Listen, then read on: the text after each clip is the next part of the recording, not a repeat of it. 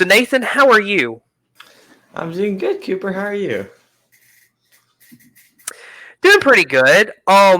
So today what we're gonna do is that he just started presenting some content on YouTube, and we're gonna get to the meat and bones of it. But I want to start out with letting him kind of introduce himself to you, the viewers. So, if you will, Nathan, just tell the viewers about yourself.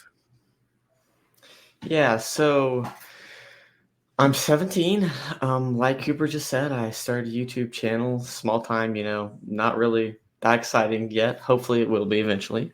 Um, but I have five siblings, and they're all really fun to hang around. But growing up, I've been a military family. My dad just retired, so can't technically say I'm a military brat anymore, but I kind of still am. But it was a different experience than a lot of people because we moved around all the time, never really got to keep friends for more than like 2 years. So like it was whenever we moved, I'd be like, okay, we gotta make friends now, like immediately. And then, okay, well, bye, see you later. Never really, but it was very interesting, and we got used to like moving and saying goodbyes and all that kind of stuff. And it seems weird to a lot of people, but for us, it was just normal, and that was just life. Um, around around the 11, around 11, yeah. We moved to Korea and stayed there for 2.5 years. But that was the time where I started getting serious with my Christian faith. I accepted Christ there. I mean, I had grown up in a Christian family, and being in a Christian family, I went to church, I read the Bible, I listened to all these things. But it was more of like I'm doing it because other people are doing it, not because I actually believed it. And I was just kind of going through the motions, but never really feeling like I was saved.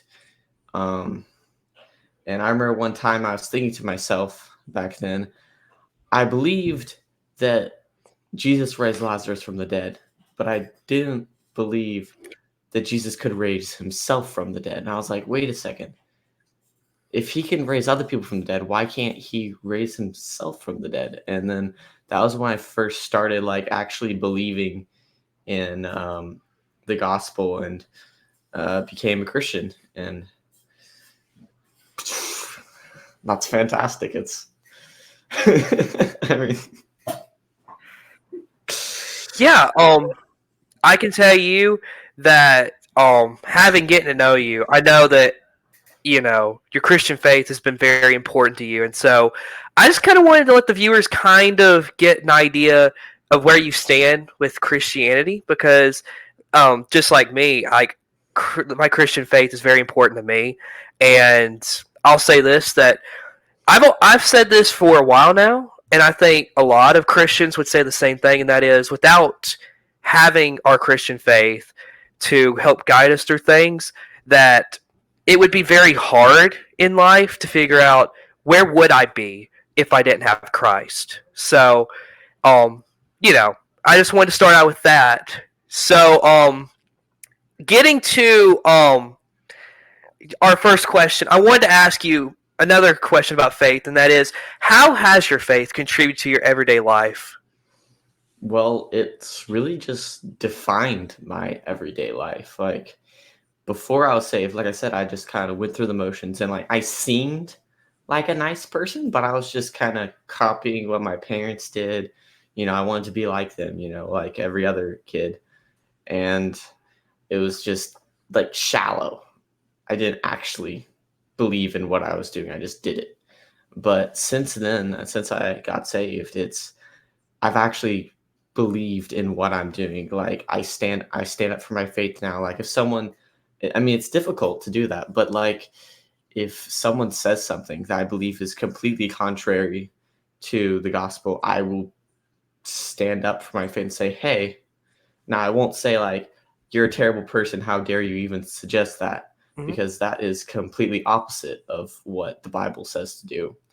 I, will stand for my faith and like discuss it with the person, calmly and not like get upset at each other. And I don't know, it's just, it's completely changed who I am and made me a much better person.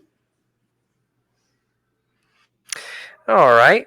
Um, so getting on to another question, and that is, has there been a challenge in your life that you felt like you really needed God at that moment? So I guess for an example, just to give you an idea, is like I think you've known about this, but like when my dad had his kidney surgery, going through that was a big thing, and leaning on God to be there in that moment and keep him safe. So I guess that's a long story short, like basically trying to explain that the question is, how has there been a challenge?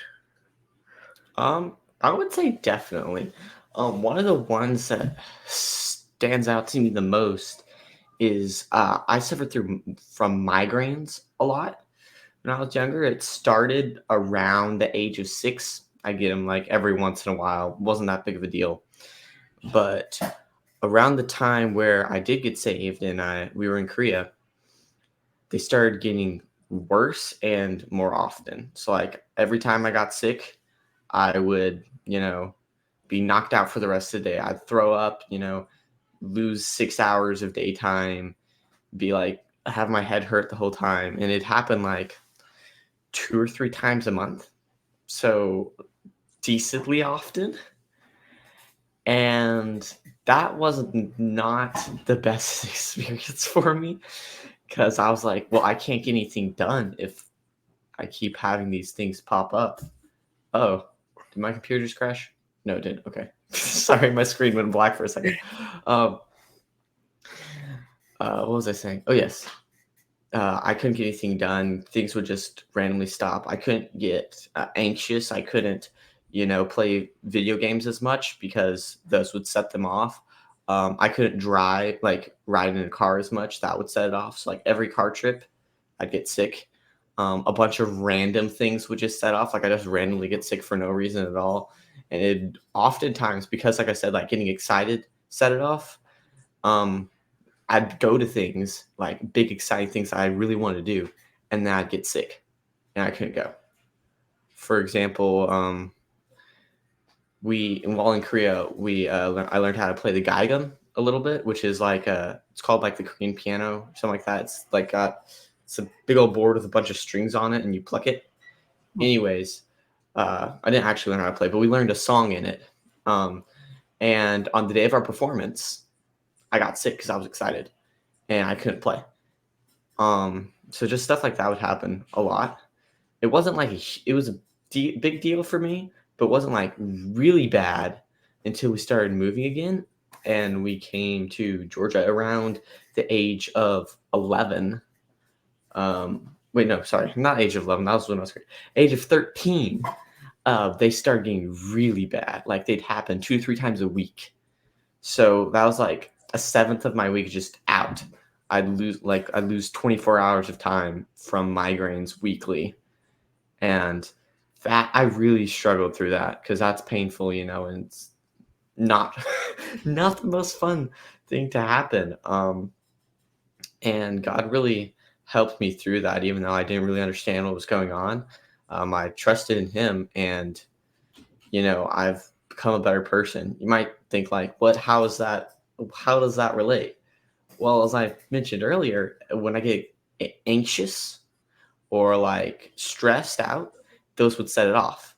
So because of the migraines, because I had to deal with that for so long, I don't get stressed out very easily. Like it's very rare for me to be Hmm. anxious or stressed. I'm like very calm and I don't freak out about things really. So it's made me a much better person. And that was God's plan the whole time. Wow. That is something that I actually never knew, folks. So it's very interesting whenever you start, getting to the meat and bones on questions like this, and you get something like this, and it's very powerful, especially when two Christians sit down and talk about the struggles they've gone through, and just hearing stories, it helps you, it can be very relatable. And so, very, that is something I never knew. So, Yeah. yeah. That's because it's So, slowing down. I mean, like right before we moved here, like right around we moved here, like I got medicine and stuff, and it started slowing down. And it recently-ish, like a year, like 3 years ago, they pretty much stopped. So now I only get them like 3 or 4 times a year. wow. Very incredible. Um, okay. So turning the subject now. So we talked a little bit about your Christian faith, Nathan, and this is just some of the stuff is blowing my mind a little bit. Um, but let's turn our attention to the gaming world, which you are in, per se, and so I would ask, what is it like being on an esports team?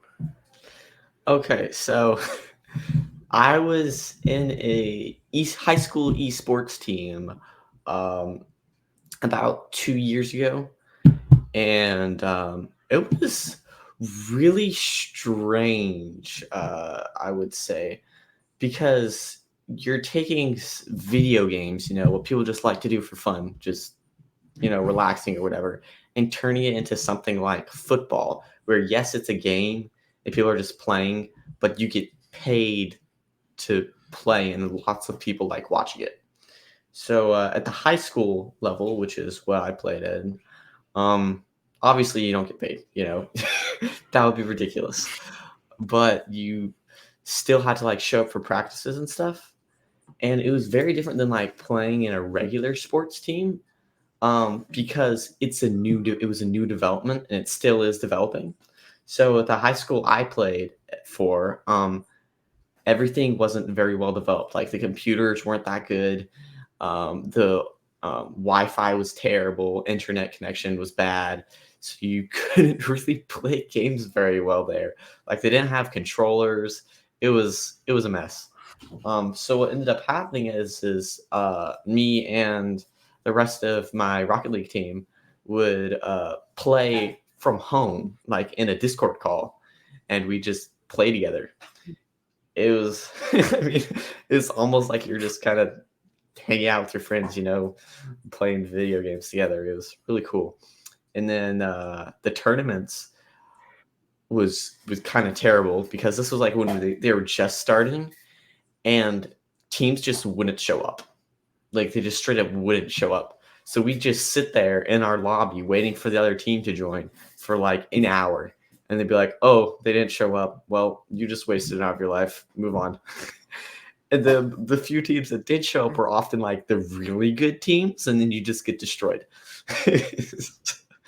So that was really it was interesting. I would say by the second season that I played, and I only played in 2 seasons.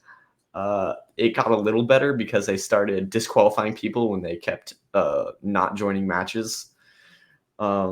But for me, it was more like just it was rather casual, actually, even though it's supposed to be a competitive thing, just because it was just starting, and we couldn't even like be in the same room because their internet was so bad.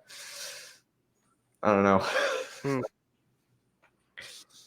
That's interesting. Um, so you'd have to play from home, and that's amazing. I guess also, as far as the timeline, did you say 2 or 3 years you were a part of the Rocket League team I was or the part of the esports? team. I was part of their esports team for 1 year. It was 2 seasons though, and because I'm homeschooled, they had a bunch of like weird laws that I had to follow to allow me to play, and that included taking classes at their high school. But I wasn't allowed to like go to their high school, so I had to take an online class each semester, and they were like terribly done, like really really bad done. Like there was missing videos. The teacher had no idea about the subject because it was all like pre-recorded stuff. I'd send her off something like, "Hey, I got this wrong in the test, but right here in this paragraph, on the lesson, it said that this is actually the answer and I was right. And then the teacher would just be like, sorry, I don't know what this is, so too bad you got it wrong. And because of that, and like all the work I had to put into it when it wasn't fair, because you know I was getting things wrong that shouldn't be wrong. I wasn't being taught properly, and they didn't know how to grade my stuff. I ended up like getting my first B, so that brought my GPA down. So I just couldn't do it for longer than a year. Hmm. That's crazy. I hmm. I guess that would be a conversation for another day as far as school systems. I mean, golly. That's something It's I weird. oh my. So, another question in the gaming world. Is there a specific game that you enjoy the most? And then kind of explain to the viewers why. So, in case you missed it, I was in the Rocket League team for the esports. So that one actually is my favorite game. I'm actually wearing a Rocket League shirt right now for my favorite esports team, Vitality. Um, and the reason, so I played a lot of games when I was younger. I liked specifically Zelda and Mario, and mainly because my dad would play them and I'd watch them and I'd be like, oh, that's so cool. I want to play too. So then I would play them and be bad because I was younger. And then one of the days I was saw him playing with his friends, and he was playing a game where like there were these cars driving around and hitting a soccer ball. It's like, oh, that looks cool.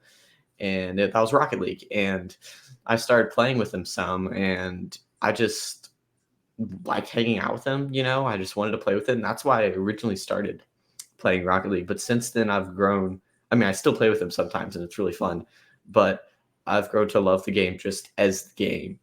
One of the reasons for that is the creativity that goes in it. It doesn't seem like that should be a creative game. You're in a little boxed in arena, driving a car around, trying to hit a ball into a goal. But it's actually very, how like multifaceted.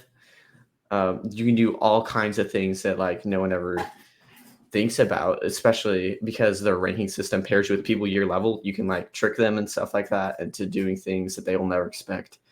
And another reason I really like it, not just because of creativity, but the skill ceiling.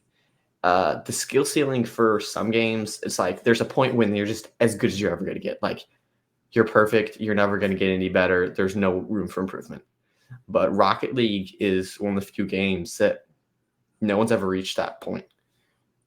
People keep discovering new mechanics of the game like every year, multiple times. There's like 5 or 6 new mechanics every year where it's like viable, competitive mechanics that are just being discovered, and then people have to perfect those. And then next year, oh look, there's more, and you have to do more and more and more and more and more. And it's just like the skill ceiling is just crazy high. Even the pro players, like people who play this game professionally, they spend like 10 hours a day on their video game. They still can't perfect these like different things, and it's just really fun to play, in my opinion.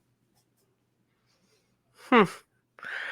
Oh, this is going to get off topic just a little bit because I know what's probably going to be one of the biggest gaming stories, probably not just this year, but for a couple years to come. I think you seen this where there was a 13-year-old boy who I think is from like Oklahoma or something like that. Either way, he beat the game Tetris. Um, do you? I mean, you being gaming expert, is there any kind of comment you can make on that? Um, I wouldn't call myself a gaming expert, but I would say yes, that is crazy. I've played Tetris a few times. It is very difficult. Um, I don't really know. To be fair, I don't play Tetris a lot, and since it's a different game, each game is unique in some sort of way. Well, most games. That's another reason I like Rocket League, because it's so unique. Because like, no matter what other game you've played, nothing of it translates to it. Versus like, if you play a shooting game, you're gonna naturally be better at all other shooting games. But Tetris is like that. It's relatively unique. It's crazy. Like I didn't watch him beat the game. I did hear about it.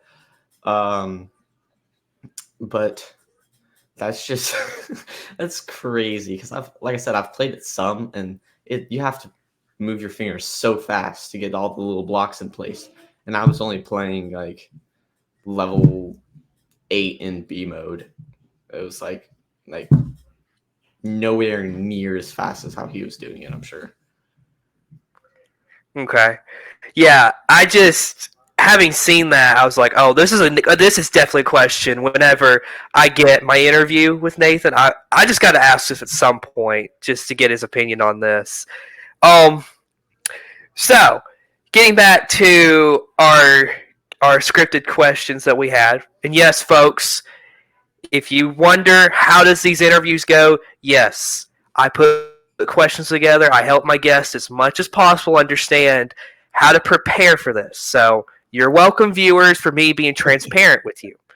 Um, so having experience on an esports team, um, how have others gained from that experience? So, like, has there been any way you could help your family or your friends learn more about Rocket League? Well, that's like a more less factual question, if that makes sense. That's more of a, generic how you helped. Um, I would say being the esports team, I've tried to, shine the light of Christ through that and reach some people I never would have ever even met without it. And gaming in general, like you'll get on an online match, and then like sometimes you'll have like voice VC as you're playing, and you can just talk to the person on the other end, and sometimes it leads to something cool or whatever. Like you get to talk about your faith or whatever. It's very rare for that to happen, but it does still happen, and you can try to shine light of Christ through that. Um, Rocket League specific, there's not really anything in Rocket League that translates to the real world unless unless you're thinking about the sense of like being online. Because when you're online, oftentimes it's like you're protected. No one knows who you are, no one knows anything about you. They're never going to see you in real life. So you can really just like say whatever you want, which is oftentimes bad, but it really like shows your true character, if that makes sense, because again, they can't do anything about it. So if I wanted to be like super mean, no one would ever know because I never ran into that person. So it really shows your true character when you're playing games like that. All right. So so now let's turn our attention to your channel. And so your channel, Paladin Gaming. So I wanted to get your insight. So why did you start the channel? Just to give our viewers a little idea of how you got to the point of creating the channel. So there was no like really specific reason. I was just kind of like, I like watching YouTube. Making videos would be kind of fun. Maybe someone would enjoy watching it or whatever. And then I saw like you, for example, or your brother Colton making your own channels. I was like, I could do that. Like, I think I could make a channel like that. And so I started, like thinking about it, and then did some research into it, and like my dad and my mom helped me out with that. They've been very supportive of letting me kind of explore YouTube and stuff like that. And they've been really helpful and like gotten me stuff and helped me get started. For example, what's it called? It's not called intro. The little picture that appears on your little circle. What's that called again? The channel, maybe the channel logo. Whatever that's called. Yeah, like my dad and I made that together in like Photoshop, you know. But I just kind of just like put it together, and like I did some like random recording stuff. And my first video was actually started a year ago. Like I started recording it a full year ago, March of 2023. Um, it was it was a very strange experience because I actually kind of used it as schoolwork because I was in an online class and one of my tasks for said online class, I did English and HLDA. They wanted all the classmates to do some sort of media project, like to explore media and stuff like that. And I was like, hey, what about YouTube? And they're like, sure, whatevs. So I kind of used that as an excuse to work on my first YouTube video. Multitasking, let's go. Um, and I got that done like in a week or two. It was a lot of editing, and a lot of work into that. But it still like wasn't like that great. Like it was just mediocre. Still is mediocre. Um, and I was just like, okay, that's cool. That was fun. I was like, I should make another video. That'd be fun. And then I attempted and failed miserably, and that got deleted. And then I don't know. I just went through a period of time where I was just like recording and nothing was coming out, nothing was working. And I eventually was just like, you know what? This is silly. I wanted to post multiple videos at the same time, like at the start of my channel. I'm just gonna post the one I have. Like, I'm just gonna do that. So that's what I did. I did some more editing rather recently, actually, after Christmas, and then I accidentally posted it before it was finished editing, and I unposted it and apologized, and then I posted it for realsies. Uh, So, so you already answered the part about how long it took. So you said you started in March of last year, yeah. and so I guess for the second part of that question, as far as the editing and the research and everything that went into it, would you say that the beginning of making your first video, would you say that it was a hard thing to do? Would you say it's easy? Would you say that it's just a learning curve? Like, how would you say on that difficulty I would level? say it's a learning curve, and it was hard, if that makes sense. Because, I mentioned making a video and scrapping it. That was actually before I posted. Well, yeah, it was right after I did the thing for HSLDA, but I did it, and I was like, this is horrible. Like, this is not professionally done. This is not, like, any good. It's boring. It's garbage. But I learned a lot from doing it. So then when I went back and edited the one I had done for schoolwork, it made that one a lot better. Is it fantastic? Is it amazing? No, but it's better. And I would say a lot of work went into it. The editing took a while. I had to fight Lightworks because for some reason it hated us. Like doing like the short little intro. I have like a short little intro in the middle of it for like, I don't know, it's just like a Pokemon chopping another Pokemon with a sword and then an explosion in the background. I actually also have made an intro for a Rocket League version of that where there's another explosion. That was the one that was really annoying. We just had to fight Lightworks. Like I spent like 6 hours on that, like with my dad helping. Like it was terrible. It was so bad. Oh, just because the video editing software did not want to work. Wow. Wow. Yeah, that is something that I've realized. It's like the editing part of it. And I think this is where me and you relate a lot. Both of us, I feel like, try whenever we're trying to do something, like YouTube, for instance, and making these videos, is that we're trying to do it as professional as possible, trying to do it as good as we can get it, and it's more like, well, at least I guess I'm putting it in my words is like for me personally, I wouldn't say I'm a perfectionist with most things, but like when it comes to YouTube, I try to be a perfectionist. And so, yeah, I can totally see where it can get stressful with the editing stuff. And so, um, yeah, that is incredible. Also, just quick reminder for those watching. I am going to put a link to his YouTube channel in the description so that y'all can see it. So that's y'all don't have to worry about anything at all. His channel will be linked in the description.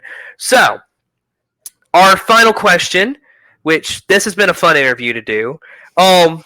So what are some of your goals for the channel, just so that our viewers understand, like, what your goal of the channel is? I would say I have multiple different types of goals, if that makes. I mean, obviously, subscriber goal. I'm trying to get to like 50 or whatever, and then 100, and then 1,000. It's just gonna go on forever, really, until I get to a point where it's like really big. If it ever does become like a big channel, that would be really cool. But I have like 3 other main objectives. First of all, community. I want to make sure that the community surrounding my channel is doesn't have to necessarily be Christian, but it has to be Christian morals, if that makes sense. I want it to be clean. I want it to be,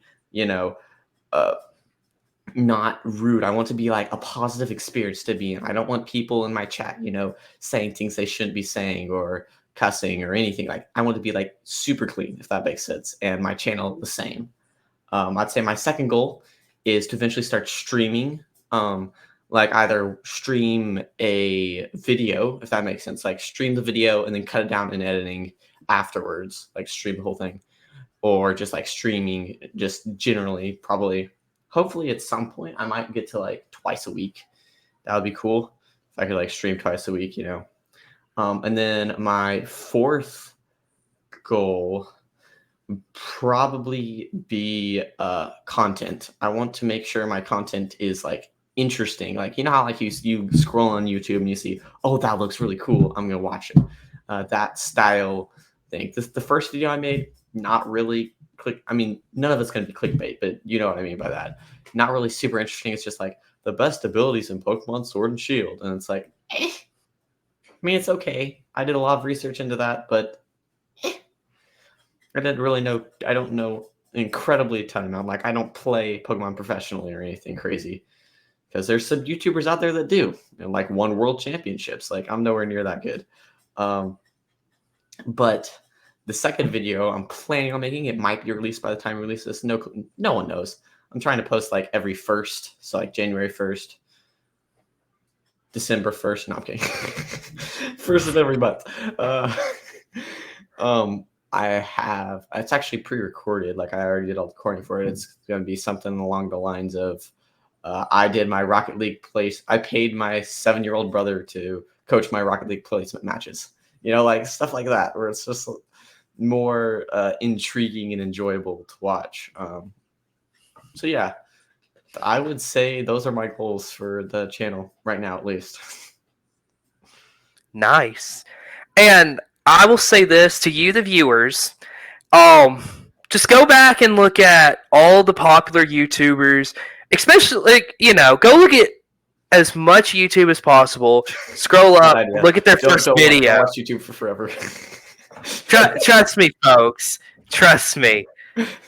First videos of any channel, it's not always going to be incredible. So I will say this, Nathan, having watched your video, it's definitely better than my first video. As far as the editing portion of it, it's 10 times better. Trust me on that. So, I also was older than when you started your channel, so that's true. A little bit. Having been I don't know, about, let's see, that's 2019 when I recorded that, so would have been I was 13 at the time, so yeah, I'm now 18, so yeah, it makes a big difference whenever you got a couple years under your belt and you've done some stuff, so yeah. So thank you, Nathan, for coming on. This has just been a fun conversation to be had, and I hope that this helps you out some too, getting some more people coming to see your content. And so, for those of you watching, like I said, his description, link to his channel is going to be in the description of this video, and then Um, this is a continuing series that we're gonna do all throughout I would say, the off season of college football on Sunday nights. So expect college football wraparound to be on Wednesday nights, and we got other stuff that'll be posted all throughout the week as far as just clips. But for now, I want to thank everyone for tuning in and Nathan for joining me. And with that, thanks for watching, and we'll see you again later. Goodbye, everybody. Hello, everyone. Tonight, I am here to tell you that we have a special deal for you coming up with Saber Broadcast Network. We are going to be doing a buy one, get one free kind of sale. So, what kind of sale could I tell you it is? We will be selling t-shirts, Saber Broadcast Network t-shirts, and what comes free? This special little coaster, Saber Broadcast Network coaster you can use to sit your drink on. So if you want some good, high-quality material in a shirt and a nice little coaster to come free, then we have a community post we'll be putting out, and we will tell you all about it and where to contact and everything about it. So hope that you will consider getting this item as part of your collection.